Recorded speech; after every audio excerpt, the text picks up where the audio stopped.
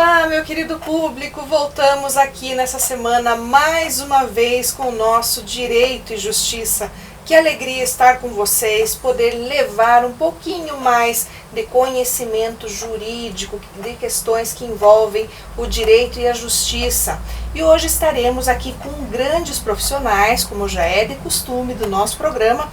Contaremos com uma entrevista super interessante da doutora Fernanda Mara Gibran Bauer, que vai falar de aspectos do pacto antenupcial, para que você entenda melhor aí esse raciocínio, como escolher o teu regime de casamento, e ela vai dar muitas dicas preciosas para você. Contaremos também com as notícias jurídicas do Ney Daniel, que traz as atualidades da semana para que você também possa saber o que está acontecendo aí no nosso cenário jurídico. Mas antes disso, eu vou chamar aí os nossos comerciais.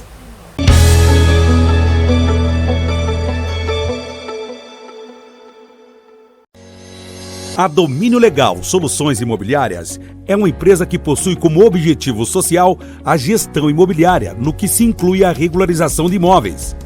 A Domínio Legal Soluções Imobiliárias trata da particularidade de cada cidadão, dentro das necessidades sociais dos moradores das regiões afetadas pela irregularidade imobiliária. Domínio Legal Soluções Imobiliárias. Onde fica o Teatro Guaíra? Poxa, o Teatro Guaíra, você segue aqui, sempre aqui pela Rua 15, né? Sempre. Aí quando você chegar no Correio, vai ver a agência do Correio, sim, você já vai ficar frontal à Praça Santos Andrade. E ali já é o Teatro Guaíra já. Beleza? Obrigada.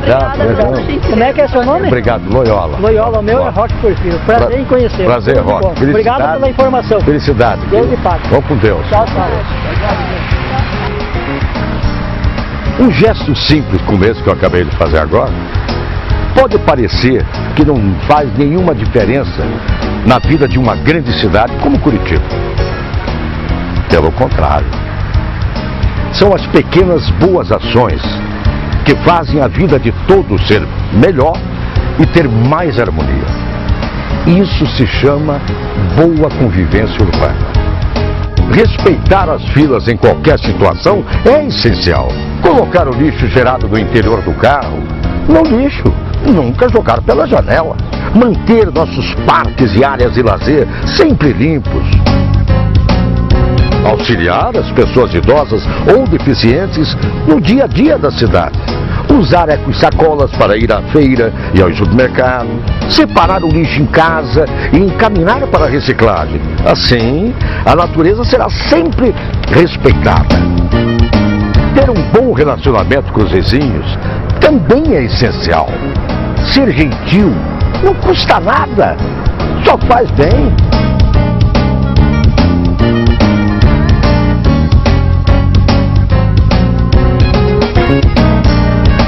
É isso aí, minha gente. Demonstre seu amor a Curitiba através de pequenas boas ações que podem fazer a vida de todos ser bem melhor.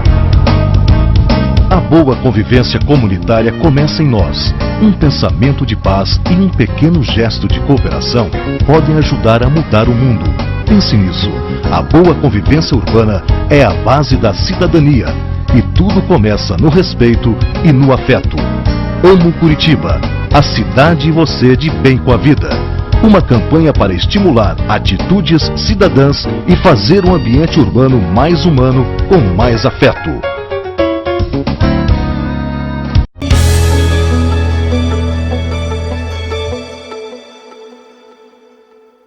Oi, Ney, e aí, me diga o que nós temos nessa semana para o nosso público? Todo mundo está curioso.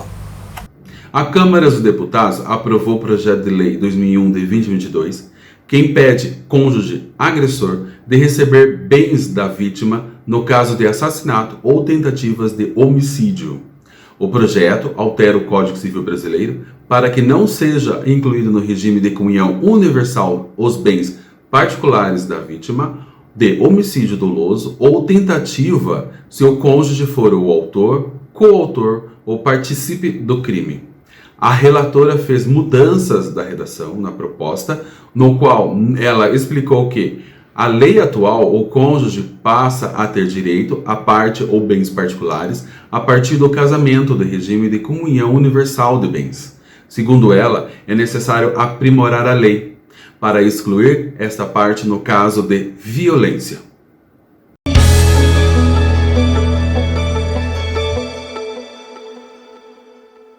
Olá, caro telespectador, estamos aqui com o nosso Direito e Justiça e como eu havia dito no bloco anterior, hoje nós estamos com uma convidada muito especial, alguém que eu admiro muito no cenário jurídico, uma grande profissional, uma grande professora de Direito, é uma grande referência não só aqui no estado do Paraná, mas também no país. Mas eu vou falar um pouquinho dela aqui antes de chamá-la necessariamente, tá? Ela é doutora em Direito Socioambiental e Sustentabilidade pela Pontifícia Universidade Católica do Paraná, mestre em Direito Econômico e Socioambiental pela Pontifícia Universidade Católica do Paraná, graduada em Direito também pela PUC Paraná, é advogada, como eu disse para vocês, e tem experiência em Direito Civil e Direito do Consumidor. E também, claro, em Direito de Família.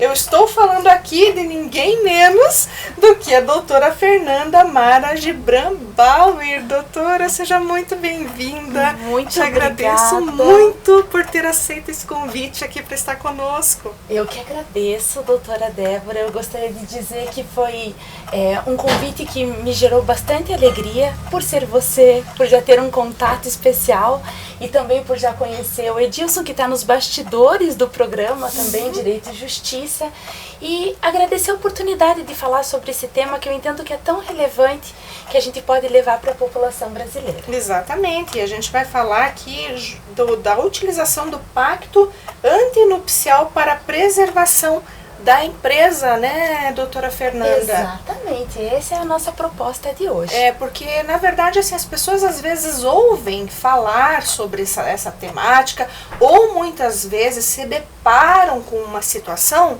mas na prática elas não sabem como resolver.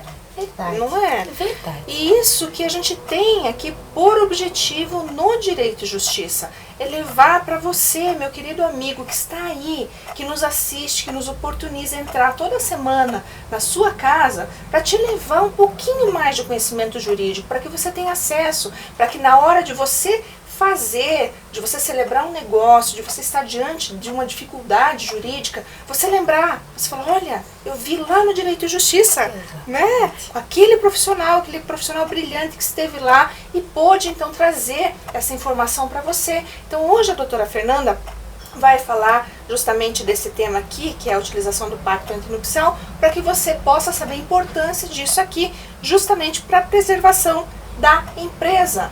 Doutora Fernanda, então o que seria essa temática? Perfeito. Como a gente pode instruir o nosso público? Perfeito. Bom, doutora, o pacto antinupcial nada mais é do que um acordo feito pelos nubentes. E eu explico aqui para o nosso público que nubente é o termo utilizado pelo Código Civil, que é a lei que regula o casamento, que regula divórcios, sucessões no Brasil. E ele utiliza esse termo para se referir às pessoas que pretendem casar. Então, este acordo é realizado antes do casamento com a função de regular as questões matrimoniais, sobretudo aquelas que dizem respeito a questões patrimoniais. Importante dizer que o termo é antenupcial porque ele se refere ao momento anterior mesmo para regular essas relações matrimoniais e não antinupcial, né? Portanto, ele não é algo que venha contrário ao casamento. Como o casamento é um momento geralmente cercado de muita felicidade, porque nós estamos falando de um momento de realização pessoal, de projeto de vida em comum, é importante que as partes se atentem não apenas às questões dos documentos necessários para formalizar o ato, o casamento.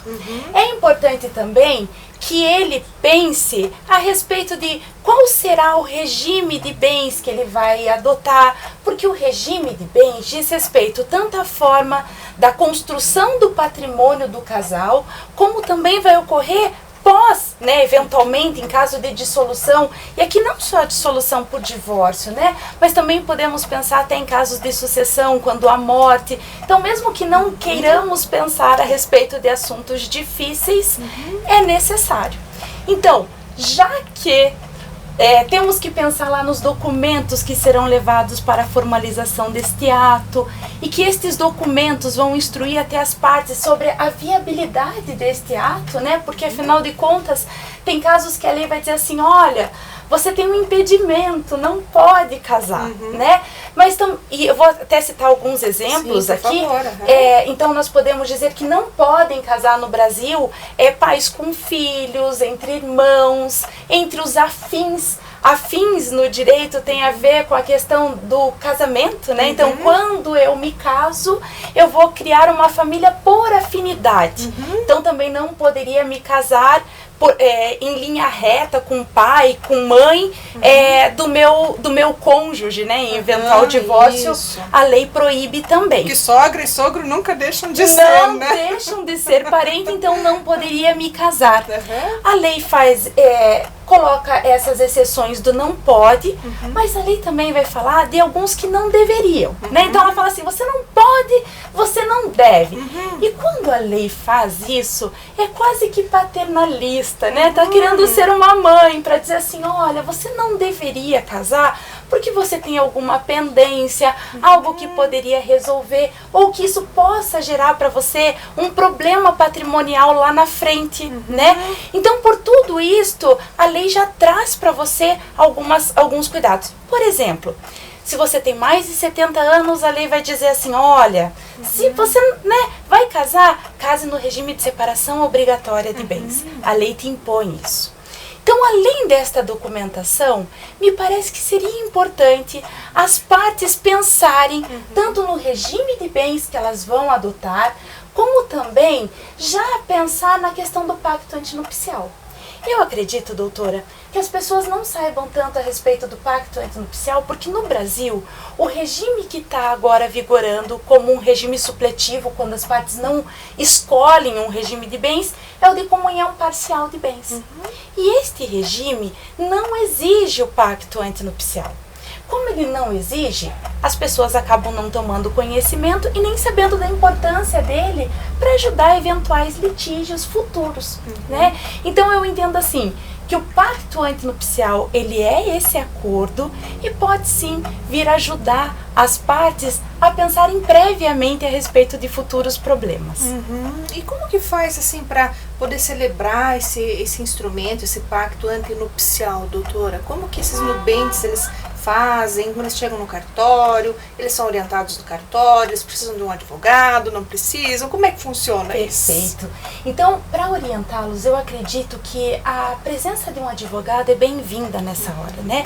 Porque o advogado, principalmente na área de família, poderá orientar as partes a respeito dos diversos regimes de bens que nós temos no Brasil. Também poderá falar a respeito das cláusulas contratuais que poderiam ser colocadas neste pacto antinupcial. Para fazer o pacto antinupcial, é necessário que seja feita por escritura pública. Então, as partes precisarão comparecer primeiramente em um cartório de notas para fazer o pacto antinupcial com os documentos pessoais.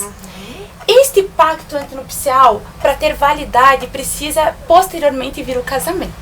Para o casamento, então, depois do cartório de notas, é preciso que as pessoas se dirijam até um cartório de registro civil para que eles façam o casamento. E depois do casamento, se eles quiserem que este pacto produza efeitos para terceiras, né, terceiras pessoas, que também pode gerar efeitos, também eles terão que fazer o registro no primeiro cartório, do primeiro domicílio do registro do domiciliar dos nubentes. E também eu oriento que faça nos registros de imóveis do casal, porque daí vinculará também terceiros na decisão que eles tomaram. dois fatores relevantes só, se me permite, claro, doutora. por favor. É importante dizer que, por se tratar de um contrato, vai ser relevante a questão da capacidade das partes. Lembrando que, como a idade núbil é a idade que a gente pode casar, são 16 anos completos. Se a pessoa que for fazer tiver 16 anos, mas não tiver atingido a maioridade, que é 18, vai ter que ter a anuência do representante legal ou dos pais. E este acordo entre as partes não pode, de maneira alguma, violar as normas do direito de família. Porque as normas de direito de família, ela tem a natureza cogente. Eu sei que esse termo assusta, mas uma norma de natureza cogente significa que as partes não podem afastar por simples vontade. Então, vamos imaginar um exemplo bem esdrúxulo, mas só para que possamos levar esse conhecimento, né? Se eu quisesse me casar com meu pai e toda a minha família estivesse de acordo, eu não poderia consignar isso num pacto antinupcial, porque isso viola a norma. A norma diz que eu não posso me casar com meu pai. Então, este acordo feito, se atenta contra a norma de ordem de natureza cogente, ela teria que ser considerada nula e por isso não seria aplicável. Entendo.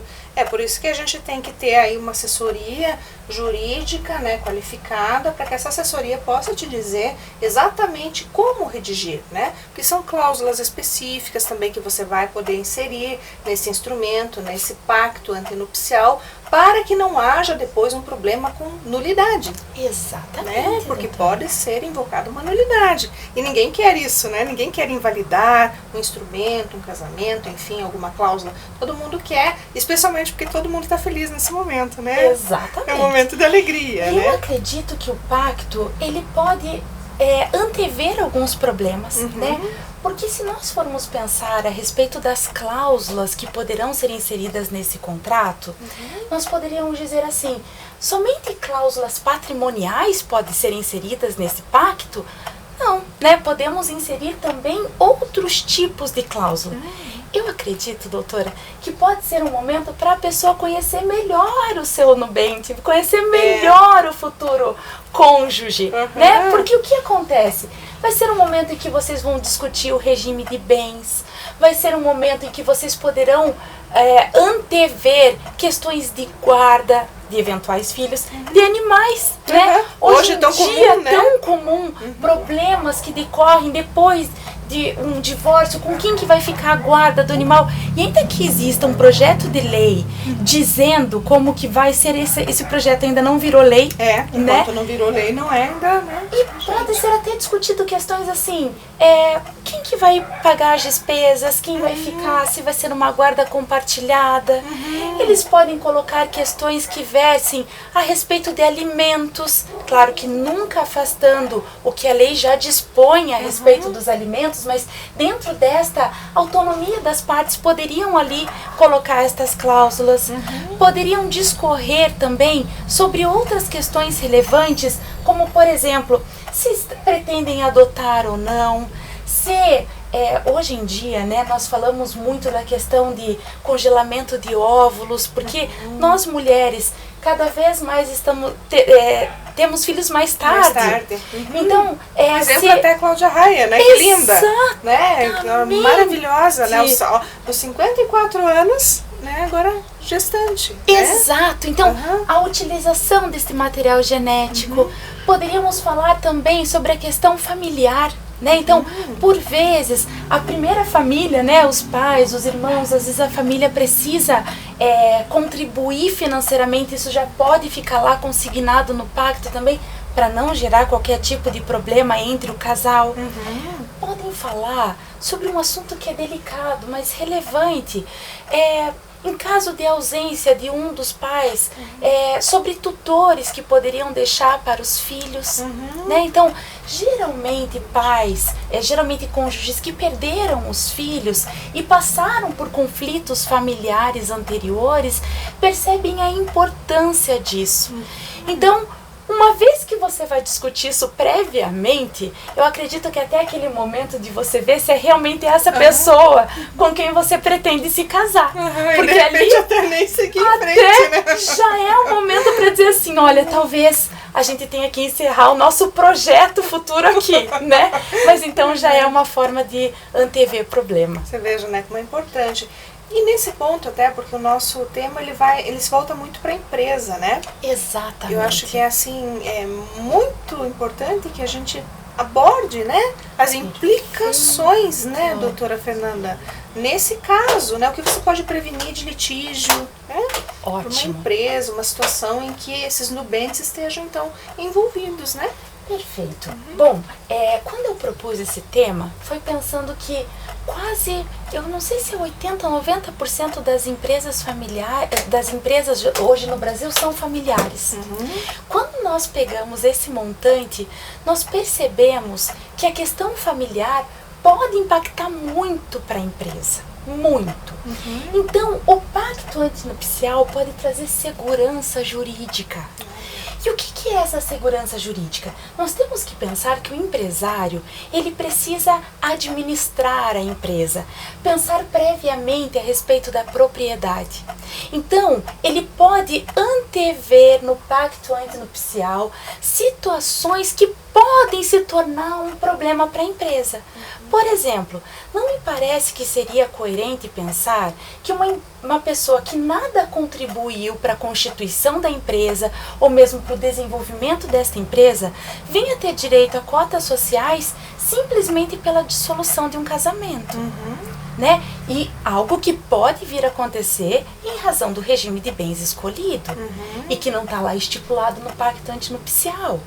Nós podemos então pensar já previamente no pacto antinupcial que não vai haver comunicação de bens entre o patrimônio da empresa e o casamento.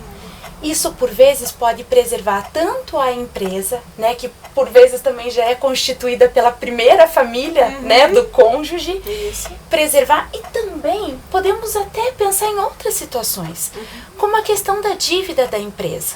Porque bem muito importante, nem sempre, né, tem bônus, né, às vezes tem ônus, né? Nem sempre é bônus, às vezes é o ônus, e daí também podemos preservar o nosso relacionamento, porque nós advogados sabemos que geralmente a questão financeira impacta na questão da saúde do casamento.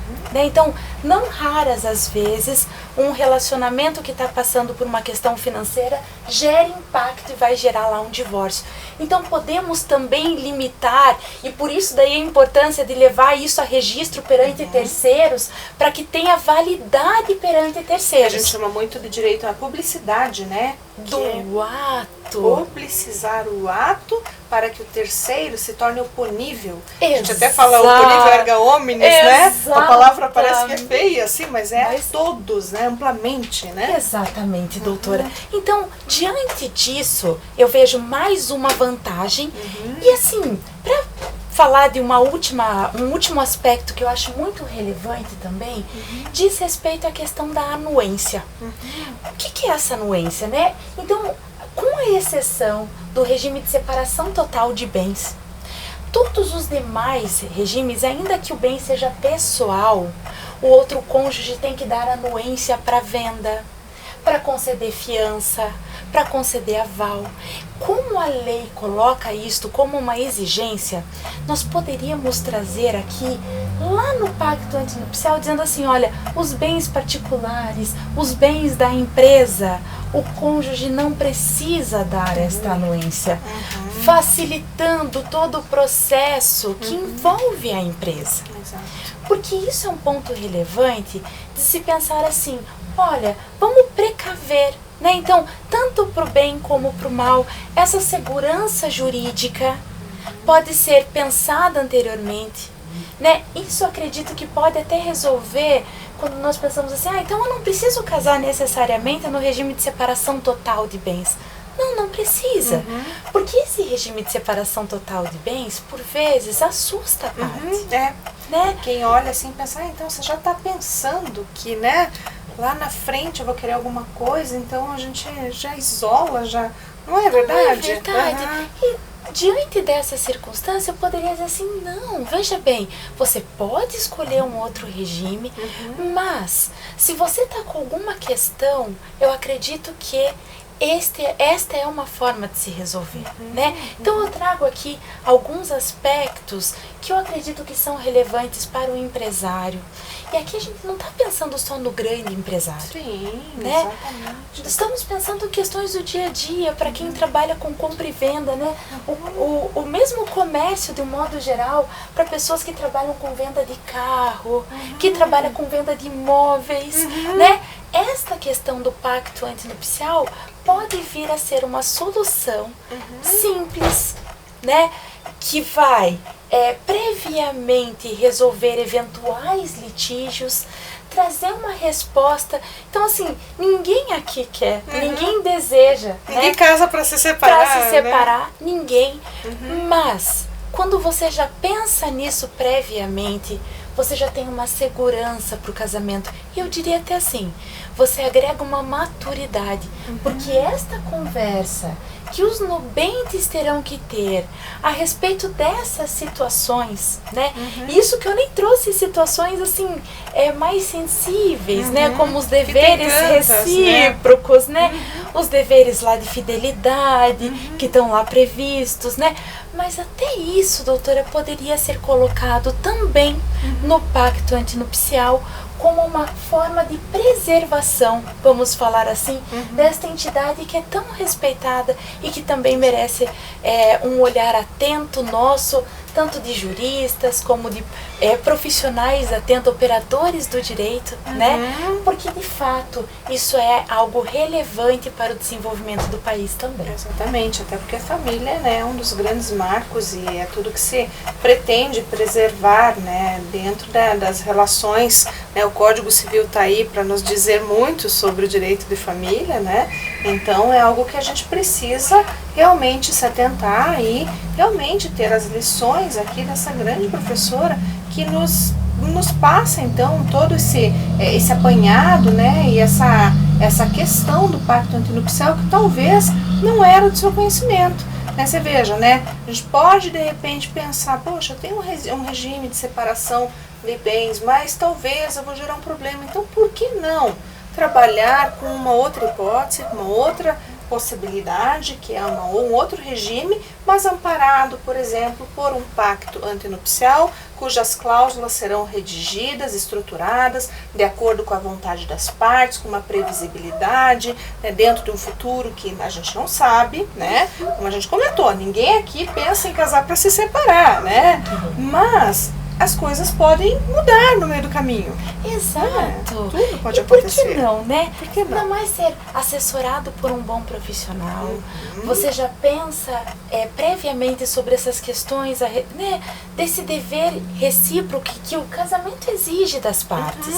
Então, quando você pensa sobre esses pormenores, talvez você já esteja evitando os problemas. E na verdade é uma questão até de você ver, assim, pensar, poxa, né, tem tanta legislação, hoje a informação ela está disponível, mas é tanta informação, então por que não procurar um profissional que possa orientar da forma adequada para que você saiba exatamente como se direcionar, né? E o casal possa então decidir em conjunto o que é melhor para aquela relação, o que é saudável para aquela relação, né? Exatamente. Eu agradeço mais uma vez a oportunidade de falar com vocês, né, e me coloco à disposição para o que for necessário. Eu agradeço muito, doutora Fernanda, pelo carinho, pelo seu carisma, pela sua inteligência, pelo seu brilho, por ter vindo aqui hoje, né, disponibilizar o seu tempo, a sua boa vontade, né, e tá aqui com certeza trazendo tanta luz para esse programa que só eu só agradeço, muito obrigada mesmo. Imagina. E sempre que precisar, conte comigo, por favor. Com certeza, e já vou então convidá-la para que retorne ao Direito e Justiça, né, com outra temática relevante dentro dessa área maravilhosa. Aceitamos até sugestões, não é verdade? Isso mesmo. Sugestões, perguntas, né? Para que a gente possa trabalhar e levar cada vez mais conhecimento para você que está aí do outro lado. Tá certo. Tá joia? Muito obrigada. Agradeço mais uma vez, Fer, gratidão imensa, tá? Obrigada. E meu público querido, agradeço mais uma vez por estar com vocês aqui, por nos receber na sua casa e por tudo que nos tem oportunizado. Um grande abraço e até a próxima semana.